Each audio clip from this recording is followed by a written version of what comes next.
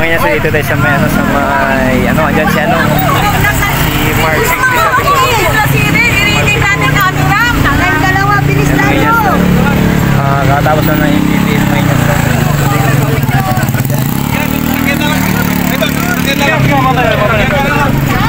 Yan po, may yes no.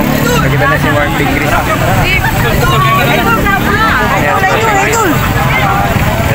Ay, ito may yes, bilhin na putong kalasyaw dito.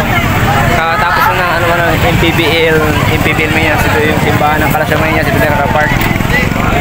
Ayun yan, subakay na sa truck si Banyo. May yes, bilhin na putong kalasyaw dito. Ngayon sa Puto Kalasyaw, malapit lang sa Kalasyaw Sports Complex. Dito kami nagkatong nanood sa Kalasyaw Sports Complex sa tabi ng simbahan.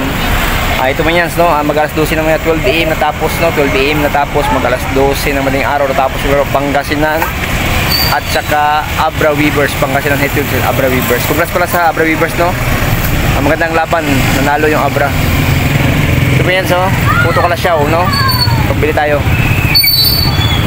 Mayans, no? Okay, Mayans, no? Unang-una, salamat sa Panginoon kasi natapos yung laro na magandang laban, tsaka Mayans. Congrats sa nanalo Abra Weavers, sa Team Pangasinan, bawi next time. Okay, Mayans, no? Salamat sa Panginoon. God bless you, more power, keep safe, sana sa buti kayong kalagayan.